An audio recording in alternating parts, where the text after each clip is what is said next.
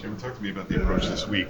Cincinnati, you guys going down there, another chance to extend this win streak to 4. Yeah, that's the plan. You gotta keep stacking wins. Keep stacking days and stacking wins, and that's just the best part about it. Coming out the week with a win after all the hard work with the practices and all that during the week. When you have success in the games, how easy is it to make the corrections during the week and get everything straightened out that was maybe not as good the week before? I think it's not as hard, because we tend to keep them down low. That's how you play good football. Keep the errors off the field, and just make explosives and make plays, and it helps your percentage of winning. I think so. In what ways have you learned not to ride the waves of wins or losses or game performances too? It's a week-to-week thing in this league. You could lose one week, you could start bad, you could finish good. We could go back to my rookie year. We started like 1-8, 1-7, we ended fire. I think it's a week-to-week thing. You can't once last week is over, win, loss or draw. You just gotta focus on the next opponent you got coming up next week, because it's a great league, and great players all over. So you can't overlook nobody. Coming out of Sunday, what did you see out of your performance, and what were some of the things that you felt like you needed to kind of work on this week, if there was anything that you felt like you needed to work with? I'm not sure. I feel like we played good, and we won. So that's it for real. But from a personal standpoint, was there anything that you? No, I could criticize myself, but like I just said, it's like a week-to-week thing, so I'm past it. I'm trying to focus on this week.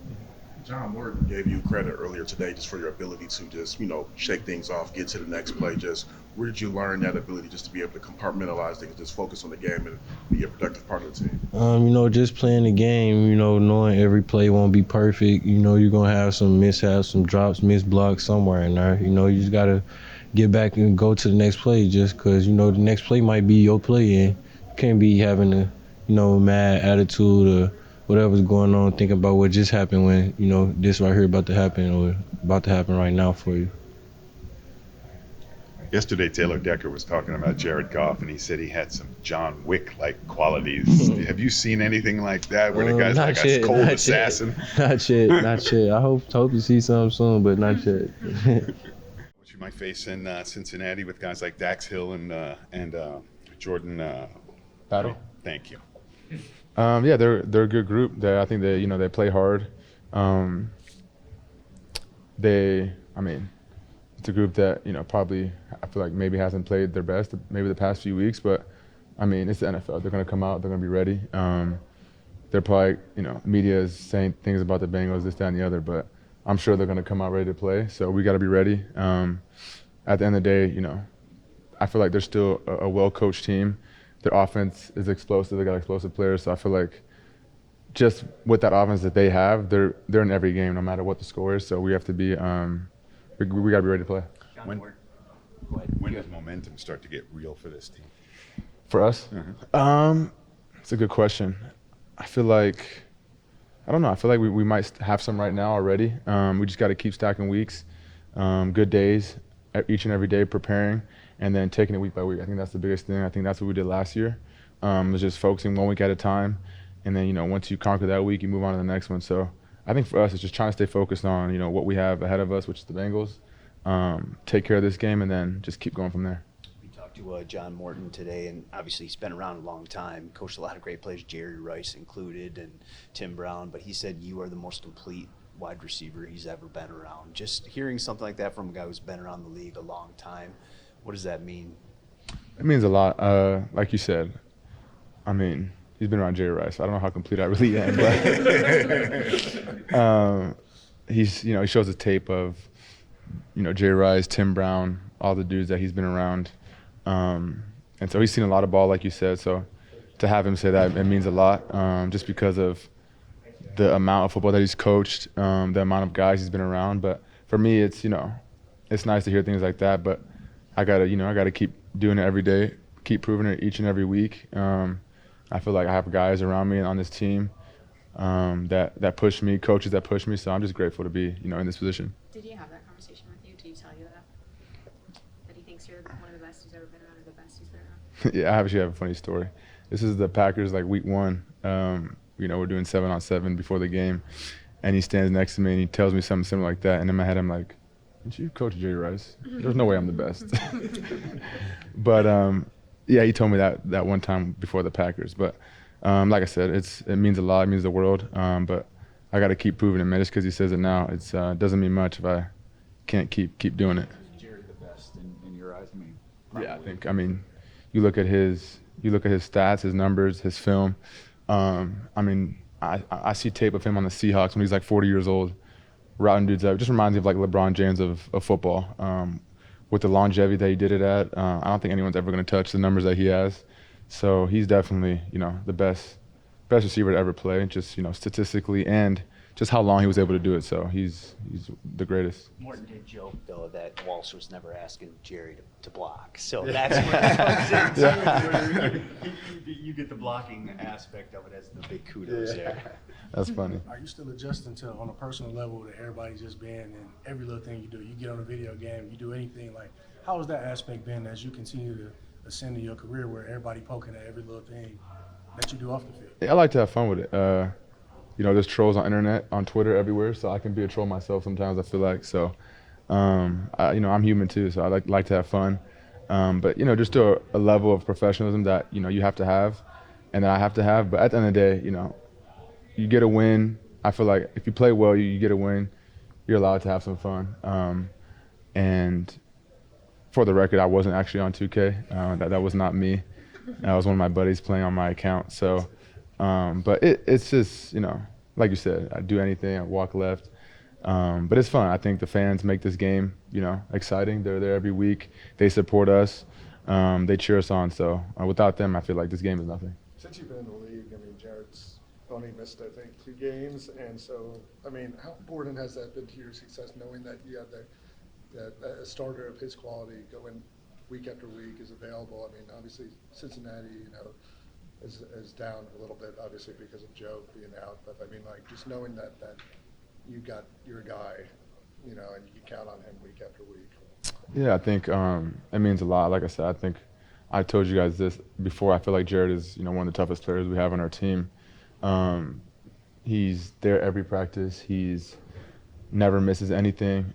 Even if he's hurt a little, he's out there going because he knows how important, he is to us, and he wants to be out there for us. So having a guy like Jared, I think you give kudos to the O-line too. I think they do a great job, and the running backs, tight ends, protecting him week in and week out. But he does a great job of getting rid of the ball. He protects us as receivers. I don't think that's talked about enough. I don't think since I've been here, I don't think he's ever thrown me into like a big hit since I've been here. Yeah, so he takes care of us. He's smart, and he's like I said, one of the toughest guys on the team. So when he's available, I think he allows us he gives us a chance to win each and every week. You got a pretty dynamic receiving core here. What do you think of the Bengals duo? I don't know, just being a fan of the game, how much you enjoy watching Chase and Higgins play? Yeah, I love watching them play. I think they're one of the best duos in the league. So, whenever they're on, if it's a primetime game or a game that I have a chance to watch, I love to watch them play. I love to watch all receivers that are, that I feel like are pretty good, just to watch them play, see what they do. Every offense I feel like runs different stuff. You get to learn different things. Chase actually, he came out in my class, was with me at the opening, so I've known him kind of through high school. And T. Higgins, I feel like the stuff that he does, you just can't teach. He's 6'4", can jump out the roof. Tall, can run. So he just makes, insane plays. So I think they complement each other really well. And I'm excited to, be out there on Sunday with them. There was once a time in your career where you took so many of those matchups personally. Just being where you at right now, how do you feel matching up? You just enjoy the competition aspect? Is it still personal for you? I wouldn't say it's personal, but I still, I want to go out there and compete. If they go out there, I feel like they make a big play on offense. All right, now it's my turn. I got to go make a big play, or me and Jamo or whoever, the receivers got to go make a play. So I feel like that's every receiver, though. Anytime you got another, guy on the other side, that's pretty good. He's balling out. You want to go and ball out too. So I think it makes the game fun. When I'm not playing, I get to sit down and see see what they do, see what our defense does. So it just makes it fun and competitive. John Morton wasn't the only one to pay you a compliment this week. We talked to Scotty, and he said your mentality reminds him of MJ and Kobe. Are those guys that maybe you specifically modeled your kind of mentality when it comes to sports after? Yeah, actually, Kobe's he was my idol growing up. I'm still a Lakers fan, but he's the reason why I became a Lakers fan. Just watching, Kobe being from California, just the way he went about his business, what he calls the Mamba mentality, whatever it is. I feel like Kobe just approached the game the right way. So that was my idol growing up. I love Kobe. And my dad told me, I wasn't old enough to watch MJ, but he said Kobe reminded him of MJ. So I guess Kobe stole a lot of it from MJ. That's a compliment that, I'll never take for granted. But like I said, I got to keep proving it each and every day. Scotty also said, talking about you, that what impresses him with you is that you can turn perceived weaknesses into strengths. Now in year 5, has that become more difficult? Or there's not too many weaknesses left to improve? I feel like there's always room for improvement. Every year, every week, you try to find ways to get better. I think that's what makes this game so great. Is you can really never be perfect. You try to be perfect, but you can't be perfect. So for me, it's I'm always trying to find ways to get better, whether it's in and out of my breaks, releases, the catch point, run after catch, understanding coverages. There's so many little things that go into, I feel like, the game of football that you can always get better. There's always ways to get better, and even if you think you've mastered everything, you probably haven't. Saint, before you go, could I get a better explanation on this outcome, please? I don't know who. I think he was probably playing his buddy. That wasn't me. He's trolling. I don't even I think that's his player, but I don't know who that is. So he probably was just upset that I was up at 4 a.m. playing 2K, getting my rep up.